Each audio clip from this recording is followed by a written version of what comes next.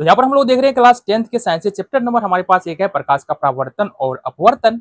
और जैसा कि तुमको पता है यहाँ तक हमने ढेर सारी बातें की है और इससे आगे भी कुछ बातें बची हुई है और वे सारी बातें महत्वपूर्ण है। तो यहाँ पर फिलहाल हम देखने वाले हैं कि प्रतिबिंब क्या होता है और कितने प्रकार का होता है और जरा इसके बारे में बात करें। देखो प्रतिबिंब लेंस में तो पढ़ेंगे ही, बट प्रतिबिंब अगर हम बात करें रियल लाइफ में, हम अपने आम जीवन में, तो प्रतिबिंब होता क्या है? अरे प्रतिबिंब वही है जो तुम्हारे आंख के रेटिना पर बनता है जिसके कारण तुम वस्तुओं को देख पाते हो।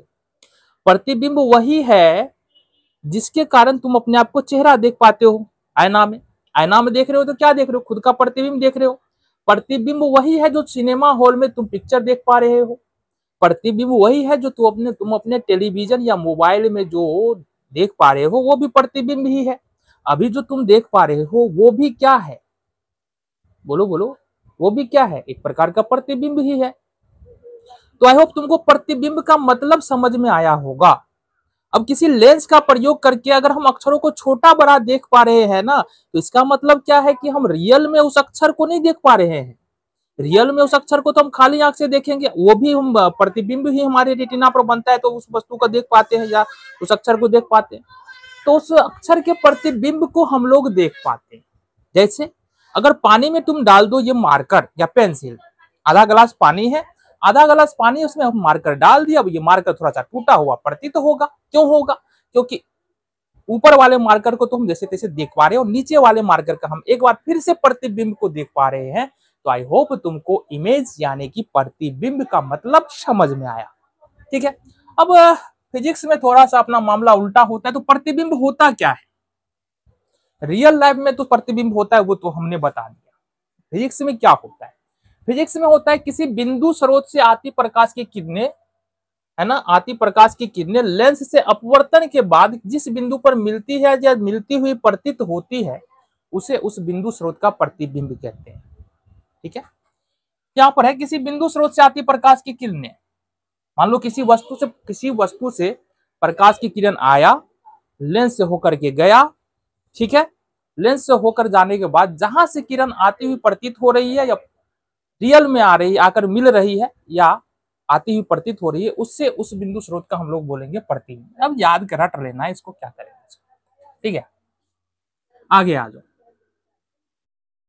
जैसा कि हमने बताया, इससे पहले भी पढ़ा था हमने परावर्तन में भी, प्रतिबिंब दो प्रकार का होता है। एक होता है वास्तविक प्रतिबिंब। तो हमने बताया कि वास्तविक प्रतिबिंब किरणों के वास्तविक कटान से बनता है, काल्पनिक प्रतिबिंब किरणों के काल्पनिक कटान से बनता है। या इसको ऐसे बोल सकते हैं, किसी बिंदु स्रोत से आने वाली प्रकाश की किरणें जिस बिंदु पर वास्तव में मिलती है उस बिंदु को उस बिंदु स्रोत का प्रतिबिंब बोलते हैं। जैसे कि यहाँ पर उदाहरण में देखो, हमारे पास एक लेंस है, उत्तल लेंस है, ए भी एक वस्तु है।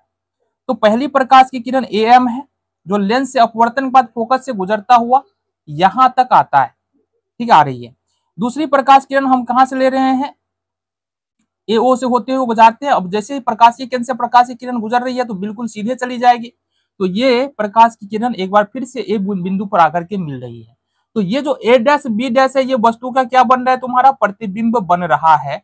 और रियल में चूंकि मिल रहा है यहाँ पर, इसलिए ये प्रतिबिंब हमारा क्या है? वास्तविक प्रतिबिंब यहाँ पर तुमको नजर आ रहा है। क्लियर बात है? कहने का मतलब है वास्तविक प्रतिबिंब होगा तो अपवर्तन के बाद किरण जो है वास्तव में मिलेगा। अपवर्तन के बाद किरण वास्तव में मिल रहा है, इसका मतलब ये वास्तविक प्रतिबिंब है। आगे आभासी प्रतिबिंब क्या होता है?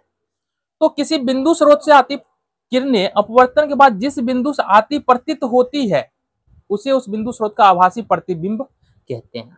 कहने का मतलब यहां से समझ में आएगा, हमारे पास ए भी एक वस्तु था, ये मुख्य अक्ष के समांतर चलता है, ए एम आपतित किरण है और ये लेंस से अपवर्तन होने के बाद कुछ इस दिशा में चला जाता है। तो कहीं आगे आके तो मिलने वाला है नहीं।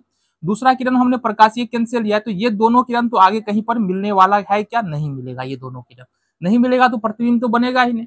तो इस किरण को यदि हम पीछे की ओर बढ़ाते हैं तो ये दोनों किरण ये इस बिंदु पर काट रहा है, ए डैश बिंदु पर काट रहा है, तो प्रतिबिंब हमारा ए डैश बी डैश यहाँ पर बन रहा है।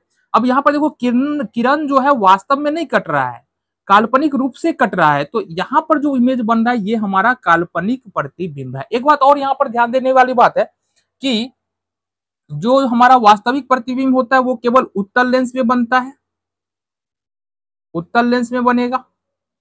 लेंस के मामले में दर्पण की बात नहीं कर रहे हम। और जो हमारा काल्पनिक प्रतिबिंब या आभासी प्रतिबिंब है ये उत्तल अवतल दोनों में बनता है, उत्तल अवतल ये दोनों में हमारा बनता है।